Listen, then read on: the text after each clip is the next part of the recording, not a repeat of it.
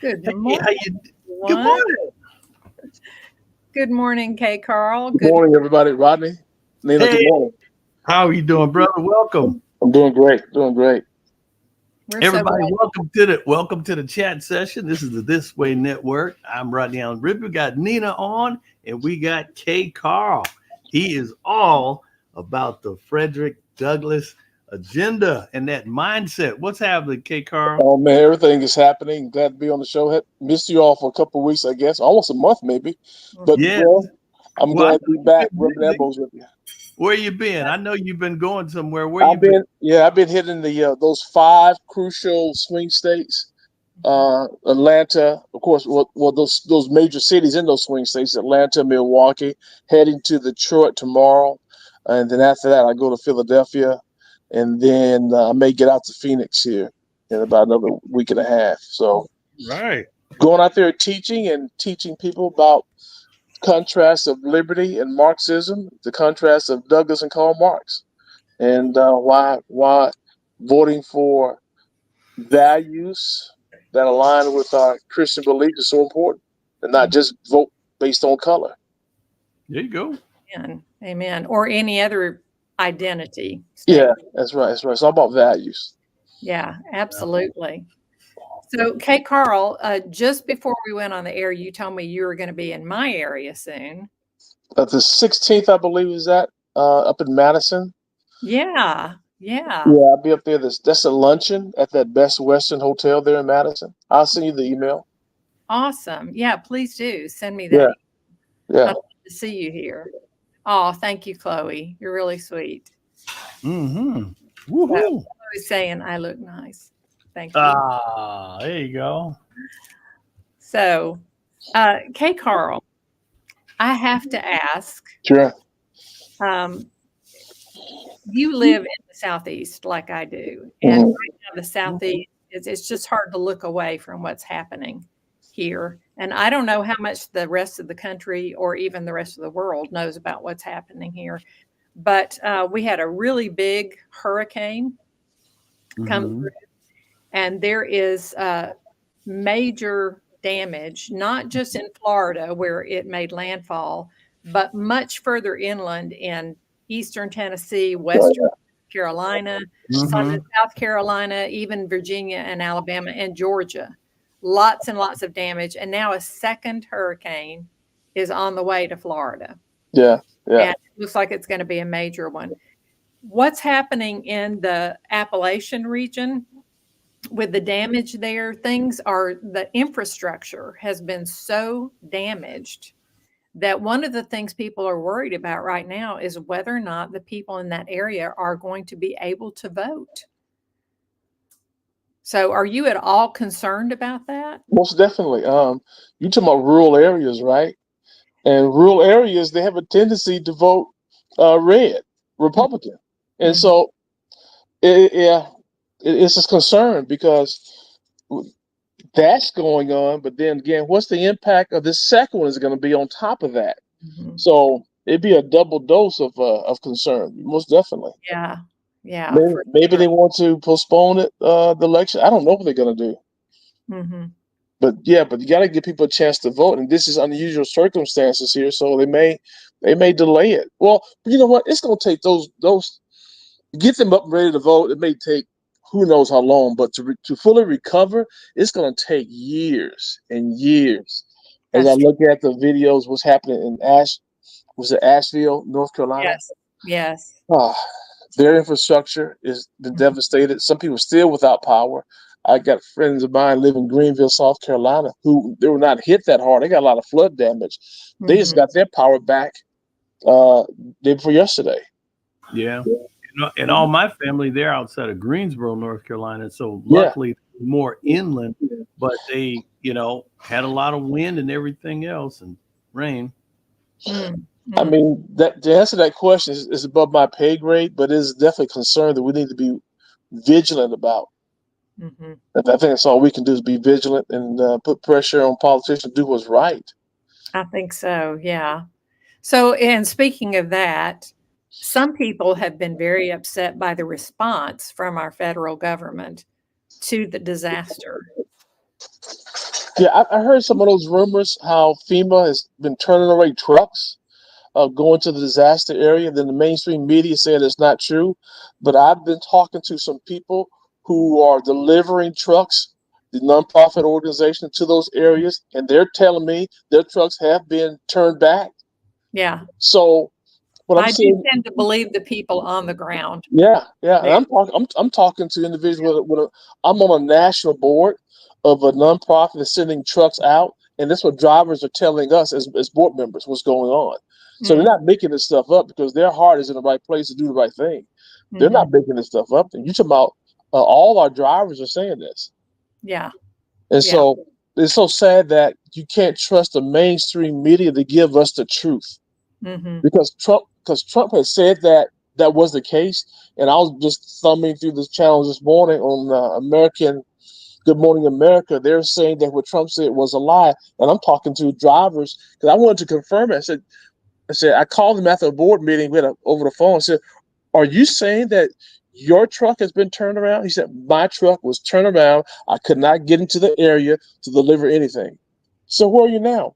I said, "Well, he came back to Atlanta just to as a stop, maybe go back in, but it isn't in fact happening." That's sad. But That is. I'm hearing it from the horse's mouth. Now, actually, K. Carl, back when Hurricane Sandy hit the New Jersey area, this was several years ago. Yeah, I remember that. We're hearing the same kind of reports, and not just that, but that now some people have said they were confiscating supplies that churches and private organizations were bringing into the area. But I remember after Hurricane Sandy, I read a whole investigative article about that started when somebody brought supplies like diapers and so forth to the Red Cross, which is where FEMA had been telling them, this is where we want you to bring donations. And when they brought the diapers and so forth that they were donating, the Red Cross said, yeah, put them in that pile over there. And then they waited thinking they were going to help load the truck. You know, they were there to volunteer. And the Red Cross said, okay, take everything off the shelves here.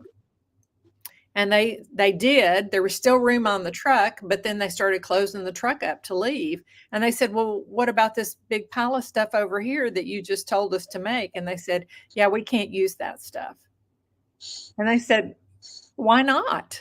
And they said, well, you know, they gave them an official answer, but the investigative reporter did some more digging even into that. And what he was told by the Red Cross and by FEMA was that FEMA contracts with certain vendors because anything the government gives money to, they have to have regulations about what you can give, and here's the standard it has to be at, et cetera. And then they go and contract with certain vendors to get goods and store them up for emergencies that the vendors, you know, have, they already know the vendors have met the regulations. So when people bring in other donations, this is what they were told at that time. When people bring in other donations that aren't from those vendors, they can't verify that they meet the regulations, so they won't accept them and hand them out. But you can buy them. You can buy them in Walmart. We're talking about the difference between, you know, people brought Pampers and the vendor was Huggies or something like that. That's right. But everything that individual can get in Walmart. Yes. Yes. I mean, it was ridiculous. Yeah. But the people in the area didn't have anything. I'm sure they would have been grateful to get, you know, whatever. The old-fashioned diapers, right? Yeah. And yeah, worthwhile. Anyway, so that's what I was wondering was going on this time, because there were people saying they confiscated our goods. They would not let us hand them out. And I wondered if that's why they were being confiscated. And of course, FEMA is saying, no, we're not confiscating anybody's stuff. And yet people on the ground are saying it happened to us. We brought supplies in and they literally unloaded our truck and wouldn't let us have it back and wouldn't let us take it to anyone. And that they're being turned around in some places and said, we're not letting you in here. So, you know, the whole response, I think, has been, for one thing, late, because FEMA didn't even come in till after 6 days, I think. and anemic, I would say. And the other thing, it's the optics of it too. I think about the same time that FEMA was announcing 45 million had already been dispersed to storm survivors in the Appalachian region. The very same day, the State Department is announcing that they are giving 157 million, so a difference of $112 million, that they were giving that to the country of Lebanon for humanitarian relief. Right. Which was odd to me because, you know, Israel is supposed to be our ally. Lebanon, Hezbollah from Lebanon has been attacking Israel over the whole last year, has been sending missiles into Israel. And then Israel responds. And so the United States, who is also supplying Israel with, you know, military weapons and so forth, is now sending humanitarian aid to Lebanon. It doesn't make sense to me. And they're sending so much more than what our own people are getting. And to put this in perspective, I looked this up. Lebanon is a little smaller than the state of Connecticut. So why do they need $157 million when Americans, they've only allotted 45 million through FEMA for a disaster over 5 states? You know, it goes back to the first question, the first subject we talked about. That's why to me, this election is so important. We have to have the right people in office, because you're right. We're fighting with Israel and Iran. We're funding both sides of that war. We're giving foreign aid to Israel. We're giving them weaponry, and we're sending money. And Biden gave Iran $6 billion for the hostage exchange. We're fighting both sides of the war with Ukraine and Russia. We're buying oil, petroleum from Russia. They're using to fight the war against Ukraine. We're giving Ukraine weaponry and financial assistance. So when you have the wrong people in office, we get this. And what did the Bible say? When wicked people in office, the people mourn and sit in misery. So look, I got all kind of issues with Trump. I got all kind of issues with him. But in terms of somebody's close to my values and putting America first, to me, that's obvious. It's him. Trump puts America first, but I got other issues with him. But if I had to pick between the two, I vote my faith, I vote my family, my finances, and freedom is in there too. I call it the 4 F's: faith, family, finances, and freedom. And and I don't see that on the other side at all. You talk to a person, I used to be on the other side, a deep, staunch Democrat. And Republican Party is not perfect, but Democrat Party is worse. It's just based on my experience and what I'm seeing is happening. We got to get the right people in office. We got to have strong leadership. We can't have people that's going to waffle, put us last. Somebody asked me, I was on the show the other day, somebody asked me, well, okay, what would you do if you were president? I said, first thing I'll do, I'll put a moratorium on foreign aid. I'll tell the country, look, you're not getting anything from us. We got some financial problems here in the United States we got to get fixed. You're not going to get any foreign aid from us for 2 years. Make it work. Yeah. Make it work. We got to get our house in order. We got to take care of our citizens first. You're exactly right. It's really sickening how, and I've heard talking to people in South Carolina, FEMA's telling them that FEMA said they had run out of money. But you don't tell Iran that. You don't tell Ukraine that. You don't tell Lebanon that you run out of money. You write checks that don't even exist, but money doesn't even exist. And you know what? You're right, because Mayorkas actually said that in a press conference. Yeah. Right. How do you run out of money? You don't tell our enemies that. Run out of money before the end of the hurricane season. That's right. So, but you don't tell our enemies that. I have a problem with that. I mean, as a former military officer, when it comes to the government don't do too many things well. The only thing the government does well in terms of our soldiers, our sailors, our Marines defending this country. Anything else, the government does a poor job of carrying out its mission, and the FEMA is one of them. I will say, just to be fair here, that if you go on the Department of Homeland Security website today, they have kind of a disclaimer there saying that they're not about to run out of money. And actually, they're not. They have just been given $22 billion. Mhm. So And that is not true. But for her to even say that, Yes. that's Yes. the problem. Right. And I think they recognize that, and they're doing damage. And believe me, she says it, she's thinking it. I mean, she's just talking her heart. I mean, I'm not going to accept and say, okay, well, she really didn't mean it. No. She meant it. And we got to take that as being for what it is. We got the wrong people. We got the wrong people leading. That $22 billion, they were planning to, put that somewhere else rather than into the disaster relief. So yeah, why wasn't it to begin with? That's a good question. Yeah. Carl, what do you think is? I mean, you're on mute, Rodney. When so many people, you're on mute. Okay. Am I okay? Can you hear me? Oh, no, you're on mute now. Can you hear me now? There you go.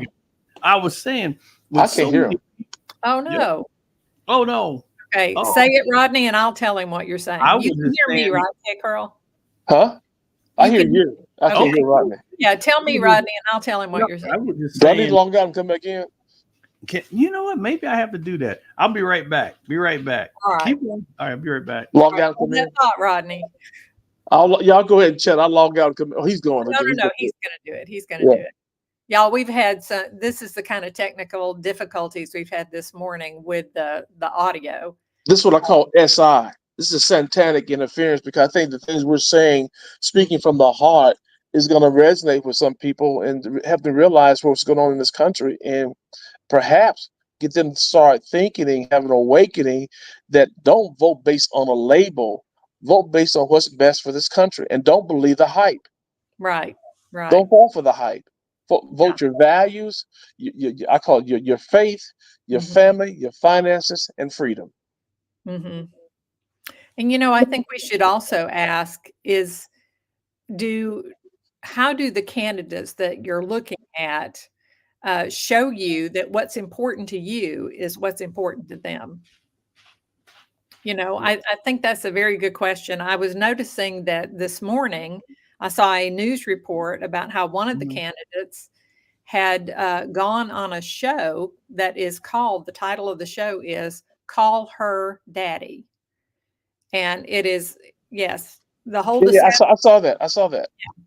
The whole discussion, of course, was about sex and gender and so forth. And I thought, you know what? I don't think this is the main thing that Americans are concerned about. But right now. That's a perfect example. Now, if you believe and those are your values, more power to you. You have the right to do that. It's all about liberty. But if you don't believe it, and majority of people do not, 71% of Americans believe that we're going in the wrong direction. And so get out there and vote your values, because if we don't vote and you sit back and you ride this thing out and don't become engaged, at least vote, they're going to jam it down your throat. And that's what's going on. They're going to jam it down our throat. And I have a 14-year-old son. I have grandchildren. Over my dead body will that happen. Carl, can you hear me? Can you hear me? Carl, can you hear Rodney? Can you hear me? I cannot hear. He can't hear you. All right. I'll log out and come in this time. It worked last time. All right. Okay. It worked last time. He's going to log out and come back in, Rodney. I was just thinking, I'm sitting here, this discussion is so heavy. And the one thing about this is I'm just thinking about myself, and I know me, I would be terribly traumatized if I was in the shower and there happened to, in high school or elementary school, and there would be a girl in there, not saying, just biologically. And I just think that, it would be a crazy feeling, because that's just not normal. It just isn't normal, and when you see that type of thing, I think that would be so. Can you hear me, Carl? Can you hear me? I do. Okay.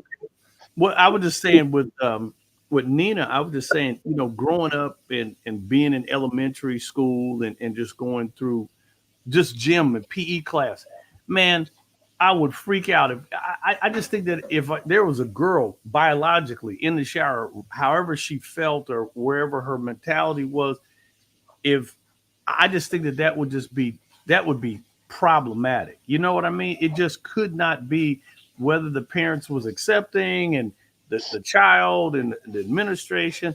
I just think that there would be major problems about that. And I'm just hoping that You're right, Rodney. yeah, because for me, I know how I would have felt. But anyway, Well, I'm gonna tell you something. If I'm at a football game yeah, and my grand, I have eight grandchildren, five of my granddaughters, and my Yeah. granddaughters who are teenagers going to a ladies' bathroom, and a man following her, I'll be in there whooping some butt. It won't be my grandchildren's butt either. Oh, I understand. A lot of people feel that way. The key thing is Yeah. there's a video of a girl that wanted to play football in high school or junior high or something like that, and her parents said, oh well, they wanted her to play football, and man, they had a shot that this guy put on that girl out there, and I was like, somebody's going to get seriously injured. Mm-hmm. I mean, because how boys with all their, they get the testosterone up, It's not the same. and they're gonna make a point. They will make a point. They trying to make a point, and they trying to put the hurt on them That's other right. guys on that other team. And if a girl is out there, they're gonna be like, okay. And and again, I don't care what nobody says. The whole thing about boxing and MMA, that it's a very misogynist. Those sports are misogynist. They are. And when you put a female in the middle of that, there's some very tough women. I've seen some MMA fighters, women that I would not even step in the ring with. I would. That's right. But the reality of it is, these guys, it's two different worlds. It really is, And I was just kind of heartbroken about what happened in the Olympics. The one, transgender boxer and I just thought that was it's just something about that just wasn't fair. You know what I mean? Well, it's not fair. I mean, those who are pushing that agenda, they want us to totally ignore what makes sense. Mm-hmm. And safety. They want us to totally ignore what is virtuous. Mm-hmm. Totally ignore what is virtuous and come up with a new norm, a new standard, and what they're doing. And this is how civil wars get started. You're gonna make me violate my faith. Yeah, that's how civil wars get started. They got to be, and so the left is when the current administration took office, that's when the left really had to come out with all of the plays they had in their playbook. They brought them all out.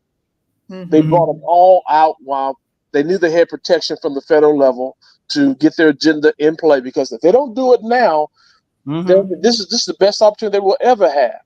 Mm-hmm. And so what's happening with polls after polls, 71% of Americans believe our country is going in the wrong direction, and some of that 71% include people who call themselves Democrats. So the majority of Americans are rejecting this, and these people pushing us are a minority. So we got to get out there and vote, make our vote count, and get out there, and don't just vote and abdicate, vote and agitate. Stay on these politicians' nerves until they do. So they do what we want, because the power is with the people, it's not with the government. Yeah, people got to vote. People have definitely got to get out and vote. And it was weird. Yesterday, I was actually kind of doing some stomping and going. There's a gentleman that's running for Garden Grove School District, and I actually spoke with a man here in Garden Grove, California, and he said, I'm not voting. And Carl, that's what my question was before. The problem. What do you say to people who say, I'm not going to vote, period? I said, well, this is sad. Do you have children? Do you have grandchildren? Do you have nieces? Do you have nephews? Right. What do you care about? Why is it you're not voting? What is it you care? You think your vote's not going to count? Of course it's not going to count if you don't vote. Right. I mean, but at least get out there and have a conscience and say, okay, I cast my vote.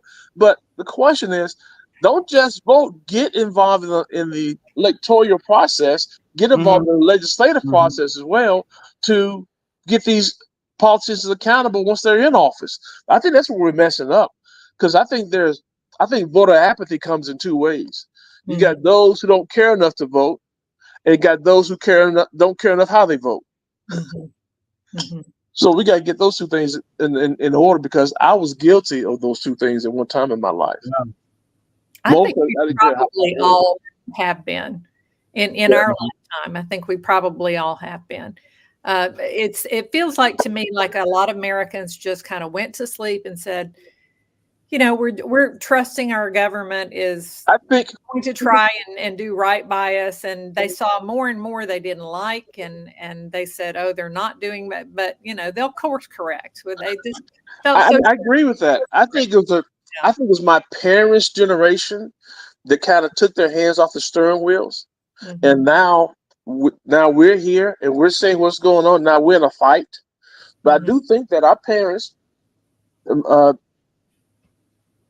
that generation, and I said my parents were involved legislative, but that generation took their hands off the steering wheel, start trusting the government, and now we're alone. We're questioning everything because the government has not been doing right by us. And you know, have you noticed that there are people in the government who keep telling us what a dangerous thing it is for us to not trust the government? That's right. It's I don't trust it. I tell you what, Rodney, after the Tuskegee study, I have questions about the motives of the government. Well, you know, you think about so many different things, and you see that there are certain people who are fighting honesty and truth. And of course, you know, when you start talking about history, for an example, you know, some people are saying, hey, don't take down certain statues and certain things like that. Understood. But if that's the case, then we need to let all the truth come out. We need to let all the truth from both sides. And matter of fact, here in California, Governor Gavin Newsom, he just dropped down this thing where there were people who had actual proof, and they were saying that my land had been taken, or my people's land, and he was like, and he vetoed it. He was like, nope. And I understand that could create a whole cascading effect of things, but just to say no without having some other type of discussion, because again, there's land out here where people have actually there's land out here where people have actually taken. Major corporations have built there, making millions and millions of dollars, and there should be some kind of restitution to say, hey, listen, no, we can't pay you $25 million, but here's something, not a zero. And a lot of people noticed that and said, you know, and when you start looking at these type of things, common sense is not so common anymore. And I think that people need to start voting with pure common sense. And as you're saying, vote from your religious convictions, think about your family, think about your community, think about the infrastructure of finances for our nation. So people better do some serious homework, you know, before going and hitting these polls. You know, you brought up a good point. If you read the Communist Manifesto, one of the primary objectives of communism and Marxism is to take away private land ownership. That's one of the main objectives. The government owns everything, or major corporations controlled by the government will own everything. So this is not surprising. I'm hearing this. I can tell you some stories. A friend of mine I have in Gainesville, Georgia, who for some reason somebody forced her husband's signature on some land that's been in a family for years, and now they're fighting some corporation who said that he sold it to them, and it's he say versus they say, but he don't have the money to fight it, so I think he's probably going to lose it. He can't fight that. Yeah, it's hard. It's hard fighting a 800-pound gorilla, you know, and you know, but there should be. These are the things about America that need to get adjusted, because things that are just wrong need to be questioned, and they do need to be brought to the table. and just put all the facts on the table and say, now we got to come up with a solution to this. That goes back to what we mentioned earlier. We got to put the right people in office. Don't vote based on your skin color, both based on those 4 F's that we talked about. And then once they're in office, stay involved in the legislative process to keep the pressure on them to behave appropriately in terms of our God-given rights, the Constitution, and the rules of law. All this, what I call the crony capitalism that's out there, and all this Marxist stuff is out there. We need to get to a free market system where everybody have a chance to play on a fair ground. But we got to put politicians in check because politicians are selling us out on both sides of the party. That's true. Yeah. That's true. Yeah. But they're taking care of financially. Some of them are sold out to China. China's bought up a lot of land. Yeah. How can our enemies come to our country and buy up your land? That's like coming to my house and then I'm going to sell you some things out of my house, take away from my children. Mm-hmm. It's not going to happen. And you're my enemy? I mean, we're sold out. Kind of like I'm okay with another country coming in and buying land if they're going to build an embassy on it, and that's it. That's the only reason that some other countries buy land here is for them to build an embassy on it so that when their people come over and visit, they have a place to go if they have problems. That's it. I don't think anybody else should be owning, any other country, any other government entity. Farmland, for example, coming and buying farmland. I got a problem with that. Yeah. It don't pass the common sense test to me. And many of the land tracts that they've been buying up are actually close to military bases. That's right. That's rather concerning. Well, it's going to come down to some serious truth because people are going to be listening for things and trying to make it, and they're going to really pay attention to what's happening. I think that this election, more than ever, people are going to be voting. They're going to be studying, and it's going to be a huge turnout. I really believe that this is going to be a very big turnout. And I think too, when I was telling my grandson is off to vote, I said, don't pay attention to what the politicians are saying because politicians will say anything to get elected. You go back and read the platform of the both parties. When you read the platform, that's going to tell you what they're going to be all about. Because one of the candidates said one time, I don't agree with fracking, but I'm gonna go ahead and support fracking, but I'm not changing my values. I mean, what the hell does that mean? You're not changing your values, but you're gonna support fracking, so you're gonna say, okay, I'm a Marxist, but I'm gonna do this to get elected and get the votes in Pennsylvania. That's how I interpret that. And so, just look at the platform, because the platform really tells you what they're all about. Because politicians would say anything to get elected. Mm-hmm. And there's a study came out of Stanford University, Rodney, came out in 2019, and it was done by some sociologists at Stanford University, and they said when liberal candidates campaign on conservative values, they will get liberal people vote for them and conservatives, but they don't believe in it. What they're talking about, but they're going to campaign that way because most Americans, 71%, lean really to the right in terms of values. Right. I just read yesterday, I think it was, that this administration is trying to put forth a regulation now that the border will close automatically if the people coming in over the space of a week exceed 1,500, and won't open again until, the next week starts or whatever. So now they had offered something like this before, but it had been 2,500 a day rather than 1,500 a week. So, but my question is, why didn't you do this 3 years ago? Why didn't you do this a year ago even? Why wait till now? And it seems pretty obvious to me it's sure it is. Sway voter opinion so that more people will vote for them. Look what we're doing. We're doing something about the border. That's what they all do. They're trying to buy votes, but they're trying to really. It's really a disguise. It's really to hide who they are. But I know I can't get your vote based on my agenda, so I got to come up with some other gimmick to get your vote. I really don't believe it. I got to get your vote to win, is to keep the power. I'm so sick of the games. I'm really sick of the games. And maybe one day, Rodney, we got to run for office or something. We got to fix this mess. Man, I tell you, the one I did, as you know, I did run for mayor of a city Yeah. here in Los Angeles, and I have to tell you,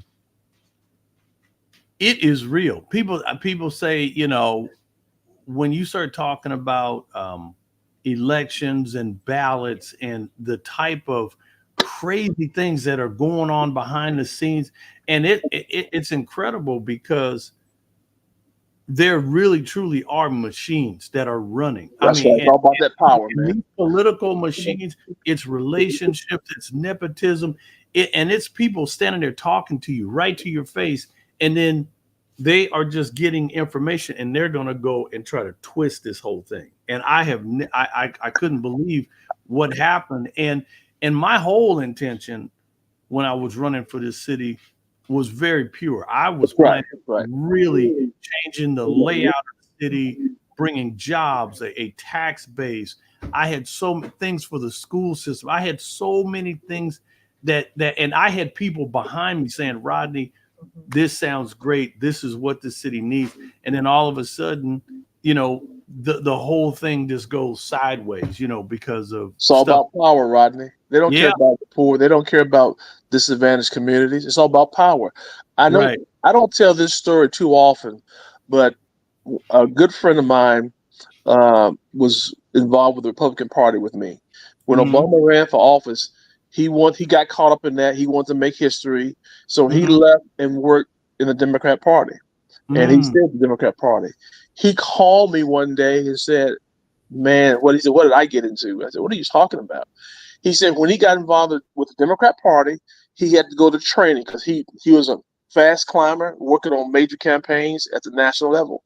He said when he went to training, they was at a hotel. He said they had the door shut to the hotel.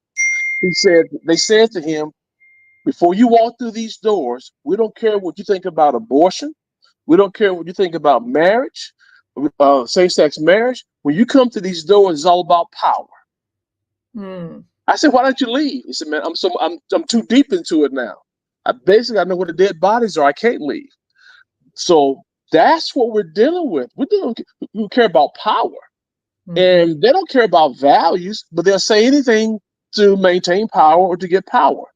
And this guy's a very good friend of mine. As a matter of fact, when you read the second chapter of my book, he's the one that I grew up with in Huntsville who was at a restaurant with my brother. And my brother hadn't seen him for 30 years and started catching up. And my brother was impressed with the kind of car he was driving. He was driving a Bentley. Right. And, man, what are you doing? You're doing well. So when my brother asked him, what are you doing for a living? He said to my brother, and I quote, I get paid by George Soros to play the race card. My brother couldn't believe it. My brother asked him a second time, and he repeated it. I get paid, he said, by George Soros to play the race card. Wow. I explained it in more detail in the second chapter of my book. That's what we're up against. All right. Speaking of which, your book, we've told our audience many times about your first book, but the last time you were here, you said you had a second book. It just come out. The second book's entitled Telling Conservatives the Truth, Leveraging the Life Empowering Values of Frederick Douglass to Save America. And basically what I'm saying is I'm telling conservatives, look, if you're serious about liberty, if you're serious about the Constitution, if you're serious about preserving the blessings of living for your prosperity, we got to understand we got a message problem. We got to become better messengers of liberty, a messaging problem. And I say it boldly, the way we're going to save this message by fighting Marxism is with Frederick Douglassism. The liberty message of Frederick Douglass versus the tyrannical slavery message of Karl Marx. And I break it down, I contrast the lies and the philosophy of Karl Marx and Frederick Douglass to empower liberty advocates how to become better messengers of liberty by understanding what this ex-slave had to say about liberty, and then teaching you how to incorporate Douglass' liberty message into your own conversation so you can awaken people what's going on. And Douglass is the answer. I mean, thank God for the life and the legacy of Frederick Douglass. Amen. Amen. Wow. All right, y'all, get the book. I promise you, if it's as good as the first one, I'm sure it is, it's going to be a great read and well worth your time. It will be eye-opening, for one thing. Yeah.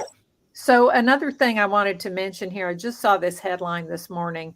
The Mhm. Republican National Committee is suing Fulton County, the elections director at Fulton County, because they refused to hire Republican poll workers. They only hired 15 Republicans out of a staff of more than 800 election staff. So this is the sort of thing that makes Americans say, oh, it's inherently, the whole system is inherently unfair and stacked against people. So when when the people start having a problem with something, what they come up against is people who are already in power, who are benefiting in some way from what they're doing and do not want the will of the people to rule. Instead, they want to keep themselves in power or keep their own people in power so that they continue to benefit. And this is something that we're seeing. Yeah. This is here's my thought. First of all, let me say this. My book, you will not find the book on Amazon because with my first book, the Amazon kept jacking the price up like $300-$400 for the book. Who's going to buy that? So the only place you can get my book is at my website, and that's kcarlinc.com. And when you made the comment about Fulton County, Atlanta, you always hear on the news where Trump is still saying without the saying that the last election was rigged, that there was voter fraud, and it said there's no factual base for that. Here's my take on that. Was there voter fraud? Based on what I personally know, and I know a lot of stuff from people, yes. But here's the thing. When you think about it, Obama is more charismatic than Joe Biden, by far. When Obama ran twice for the presidency, Obama never did win Georgia. He never won Georgia. So how in the heck Joe Biden going to win Georgia? How is Joe Biden not going to be more charismatic than Obama and win Georgia? Obama didn't win Georgia. Twice he didn't win it.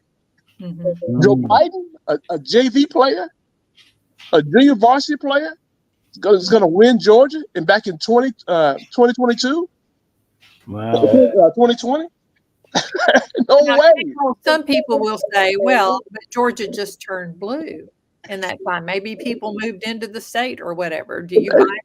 No, I don't buy that. Because Biden is such a bad candidate. Black folks don't care for him. Almost like Hillary Clinton. When Hillary Clinton ran over 1 million blacks staying at home. And Biden, to me, is worse than her. And so, I for some reason, I write this weekly piece here in Alabama, and I've been kind of on a national level. You'd be surprised some of the phone calls and emails I get from people let me know what's going on, but they're scared to say something publicly. I'm talking about voter fraud, what happened in Philadelphia, Pennsylvania. I got a friend of mine that told me her personal story. She was a poll watcher up there, what happened. Friend of mine, and these are Democrats, my friends are saying this, but they have good hearts. They're all about truth. They're telling me what's going on. But you're not going to see it in the media. Just because you can't prove in a court of law doesn't mean it didn't exist. Right. And what just didn't happen, the federal government is saying it didn't happen, doesn't mean it didn't. Just because OJ got acquitted don't mean he didn't do it, right? Wow. Yeah, but if he did it, allegedly, but But my point is, just because I don't know nothing about it. I'm laughing because he actually wrote a book after he did it. Yeah, how I did it. That said, if I did it. Yeah, how I did it. No, if he did it. Yeah. So, but my point is, just because it's not proven in court of law doesn't mean it didn't happen. And those kind of reports I've been getting for the past 3 years from people calling me who want to remain anonymous, telling me their story, and I just haven't had the heart to write it up in my opinion pieces with that. But yeah, I gotta get to more research too. I don't want to put any judgment or condemnation on people who are afraid to speak up, afraid to let it be known public right. how they feel or what they're thinking. Because I understand that people are worried about the repercussions, They are. And that's what about happened. losing their jobs, worried about what's going to happen to their families, and they feel they have a responsibility to take care of their families, and therefore they can't lose their job. And they don't know if they'd get another one if they did, especially under those circumstances. So I totally get it. Yeah. And yet at the same time, I feel very strongly that the only way out of this for all of us is when more and more people become brave enough to say, I am going to do what I know is right, let God take care of the outcome and take care of my family, whatever that means. And I'm going to tell the truth. I'm going to speak up and do what is right. And knowing that when we do that, more people around us will take heart themselves and come alongside and say, yes, I saw that too. Yes, Yeah, I'm you're exactly right. afraid to say it now. Well, I got a quick More- question. I got Yeah. a quick question. Even when we start talking about common sense, like for an example, no matter how far things go, either left or right, people got to have basic core common sense. Like for an example, I was talking to a friend of mine. I said, I don't even care if they legalize all the drugs. I'm not gonna touch them.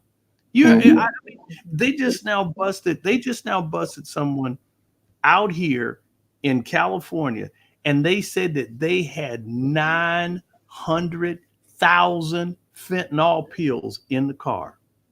900,000. Wow. They busted a car, and they said there were two different cars. One had like 400 some thousand, and another one. And these pills, and why, there needs to be such a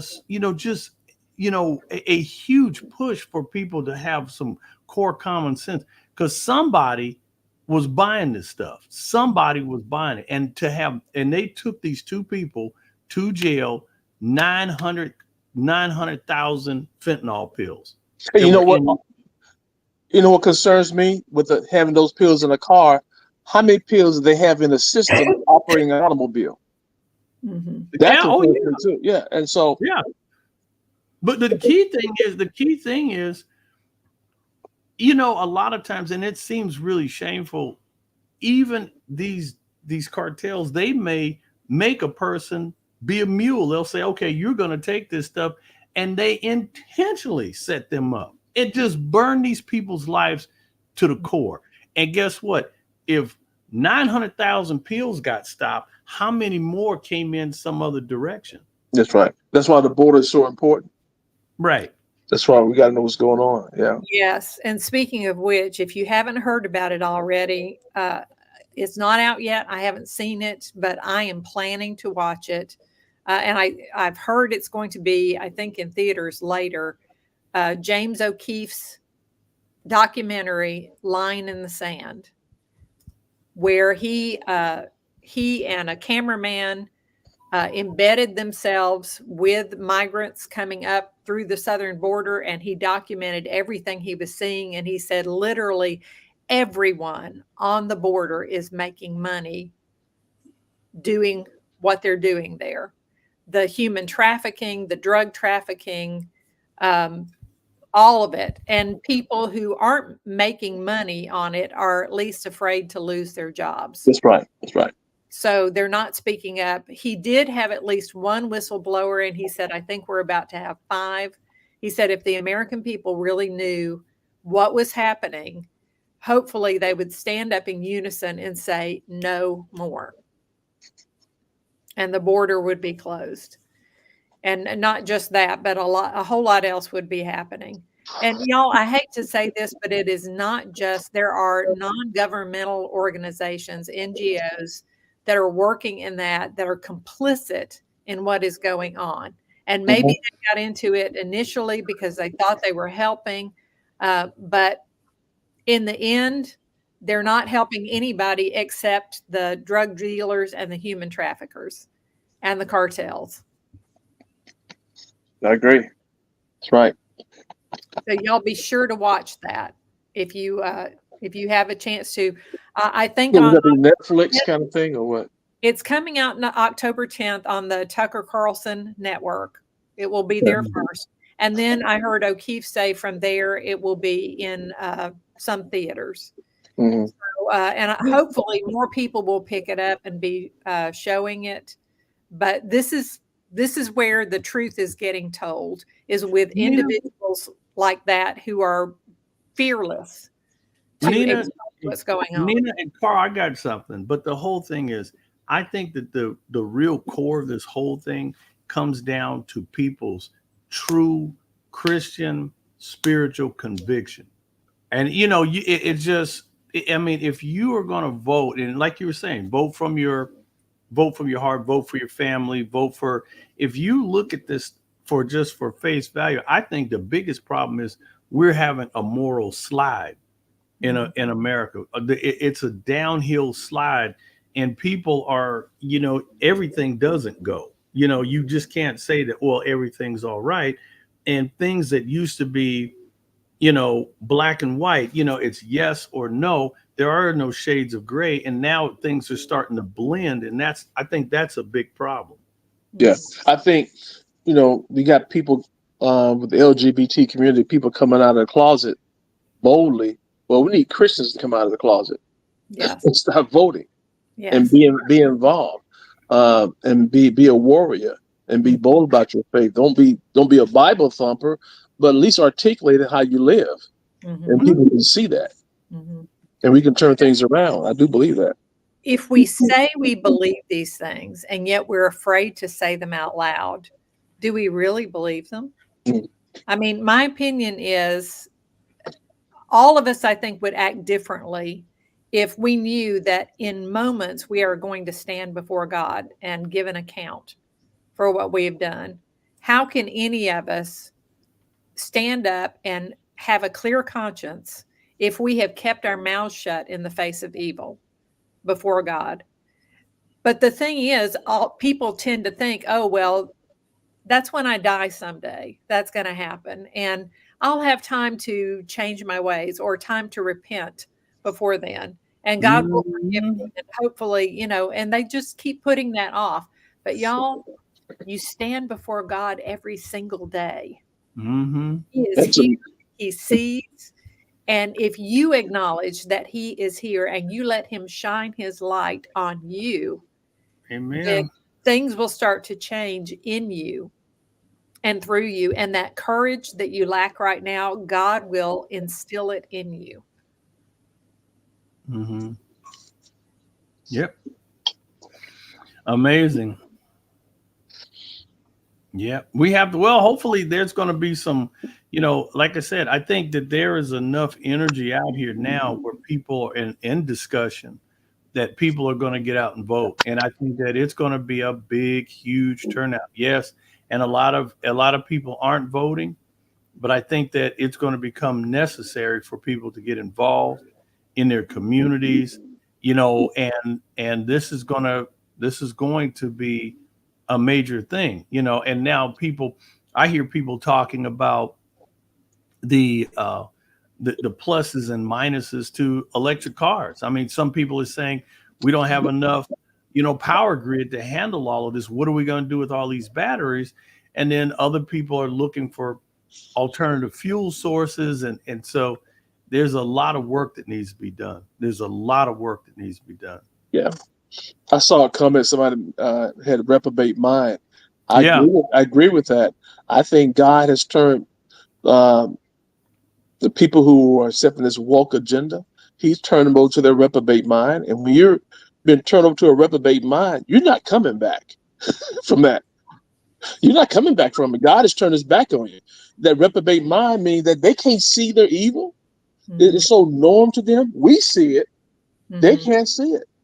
Wow. And that's why I see what's going on. They cannot see it. So we can't be silenced because some of them are family members and you want to engage them. And so we got to be more involved in more than just Sunday worship. We got to be involved in daily living and incorporate into our daily lives, because we're in a spiritual battle. Right. This is not a political battle. This is a spiritual battle. This is good versus evil. Right. Absolutely. That is so true. Okay, Yeah. Carl, we've only got a few minutes left. I want you to comment on what you feel like the climate is right now in the country going into the election and what it is we all need to do to make a difference in this country in I, what I time yeah. leading into the election. I'll answer your last question first because it's something we've already talked about. It's about understanding we have to be involved in the legislative process of this nation. Because if we're not involved, we're letting our enemies Mhm. rule over us. And that when our enemies rule over us, we're going to feel the misery, the pinch, the hurt, the pain of their policies and their lack of leadership, their anti-God agenda. If you're a person believing that you don't vote because you don't believe in the vote. The Bible don't talk about voting. Well, the Bible doesn't specifically talk about voting, but the Bible does say we should be concerned about the poor. We should be concerned about the elderly. Those are biblical mandates. If you're concerned about the poor, the children, and the elderly, you got to be involved in the legislative process because that legislation impacts their lives. So therefore, you got to be involved. You got to vote to make sure policies don't come out that's going to impact the poor, the elderly, and the children. So to me, that's the biblical mandate when it comes to voting, is to understand that we are brothers keeper. We got to be involved. We got to put godly people in office. I think that the country is. I think we're divided. We're probably not as divided we were in the Civil War, but we're still divided because a lot of it's based on the misinformation coming from the media. But when you look at poll after poll after poll, ABC, all these liberal organizations done these polls, 71 and it's up to 75% of Americans believe our country is going the wrong direction. Mm-hmm. Then that includes people who are calling themselves Democrats. Mhm. So Mm-hmm. get out there and vote your values. Don't sit this thing out because where are you going to go if this goes down? If the United States is going down, where are you going? There's nowhere else to go. We're not on Mars yet, Yeah. and it's going. You're not careful, it catch us up there too. So. So now I have Wow. another question here, and I'm not sure. I know what I'm thinking. I'm not sure I can express it well. So bear with me as I try. Sure. Um, you said a few minutes ago that what we're seeing, for one thing, what we're seeing is people asking us to believe what common sense tells us is not true. And I remember first thinking that several years ago when there were the riots going on in the summer up in some of the northern states, Michigan and so forth. And there's the reporter standing in front of burning buildings and saying to us, "This is a mostly peaceful protest." And I thought, does he think we can't see what's behind him? You know, just the disconnect there. So, Mm-hmm. uh, Reprobate mind.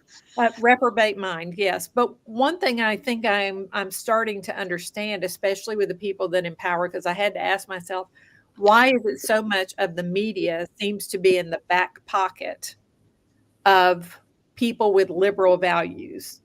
Do they only just hire their own, and therefore it got saturated with this?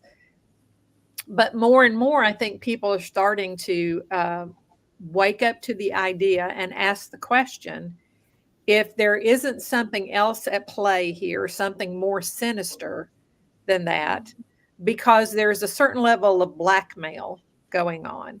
Once you come into Mm-hmm. this big, organization, if you will, some things are happening in it that are too terrible. Maybe it has to do with human trafficking or Mm-hmm. drug trafficking or something other than that. But there are things happening, and once you get drawn into it, it's almost like an initiation. You get into that, and through this initiation, they insist that if you want to be a part of them, you have to participate in this at least one time. And people do because, Mm-hmm. as your friend had said before, I'm in too deep. I don't want to, I Mm-hmm. don't want to lose out or miss out or pull out right now. And they Mm-hmm. tell themselves, well, I'll just do this one thing and, I'll never have to do it again after this. And yet now they have that on you. Yeah, And they can expose you at any time. And they have this information on each other. All of them do. And all of Mhm. them know if you expose this person, then it could be traced back to these other people. And Well, so they all have each other's back in that but I way. also understand whistleblowing is real because there Yeah. are some people who will step up. There that's was right. somebody that just recently came out and I think he blew the whistle on what was happening with FEMA. And there Mhm. was a guy that came out, and the whole thing about this is I think that that's what we need to be talking about. If you're in any organization, be it social media or whatever, television network, if something strange is going on, people need to have the moral fortitude and trust and believe that they're doing right in the Lord's eyes, and the Lord will bless it. It might seem like you're going to lose a job, you might lose a whole lot, but in the intern, at the end of this whole thing, people are going to realize that they made the right decision to step up because one person could save many. That Yeah. friend of mine I told you about who has he's get paid by George Soros, playing a race car, and he drives a Bentley. He said, "K. Carl, I got everything I can ask for, but I don't have a peace of mind. Mm. Crazy. I can't buy a peace of mind." Then he better change because it's hard sleeping at night. Yep. And that's one thing I do my best, but I tell you, I sleep well at night because the one crazy thing about that is you can't sell your soul, and a lot of people, they will sell out for stuff like that. That's right. That's right. And a Bentley it just got four And wheels he on. told me he didn't think it was going to go that far, but once you go that far, they got something on you, and once you compromise one time, that's it. Exactly. You compromise around the wrong people. They got that on you, and I don't know the depths of his circumstance, but for him to share that with me, And they'll hold it over you too. They will manipulate that's you real. with it. And I That's real. sometimes wonder if that's what we're really seeing is, they'll tell people in the news media because they're actually controlled by some other organization. And they'll say, no, you'll say what we tell you to say, even if it doesn't make sense. And even if you're standing up in front of other people and asking them to believe something that is absolute nonsense and everybody knows it, we still insist that you say it because we have this on you and we'll expose you if you don't. Yeah. That's how Satan operates. Yeah. There's nothing new under the sun. Yeah. Yeah. Wow. But God. That's right. Yeah. That's But right. God. God is still on the throne. He is still in control. And actually, y'all, all of the evil in the world, all the people who are perpetuating the evil, they are still under God's control too. Sure enough. Right. He uses everything they do and somehow turns it around so it is still for our benefit. Good stuff. What an amazing God that he is able to do that. I guess that's what keeps me going because we know how it's going to end. Satan has never defeated God, and he never will. Right. So knowing that's the case, and that's the track record, that's what keeps me going. Because sometimes it does get kind of depressing as you see what's going on. I forgot, was it Jeremiah said, is there's no bond in Gilead? Mm-hmm. So you see all this evil going on, like evil people are prospering and good people are not. It make you question things. So, but when you think about the end result will be, God's will get the glory. Yeah. So y'all, far better never to go there to begin with. But if you did, you can still repent and God will receive you back and God is still able to take care of you. So that's my message to people over and over and over again. I think more and more I see this country needs to be called back to repentance, to understand you don't have to be in that bondage anymore. Nina's going to have revival. Amen. There you go. Revival. There you go. Oh, well, we are out of time. K. Carl, you're coming back. I think it's either right before or right after the election. Do you remember? I think it's right after the election. I All think right. it's right after 2. So yeah, I'm looking forward to having you Well- again. I'm so glad we had you this time. This is why I wanted to have you about a month before the election to kind of, you know, give us the lowdown and set us on the right path in our thinking towards Yeah. what needs to happen. So Well, don't forget to send me that email about when you'll be in Madison. I will do that. All right. Thank you. All Thank you, right. Chloe. Amen. Amen. Talk to you later. Out of here. All right. Be of good courage, y'all. God is with us and we aren't alone. Bye, everybody. Take care. Have a great week.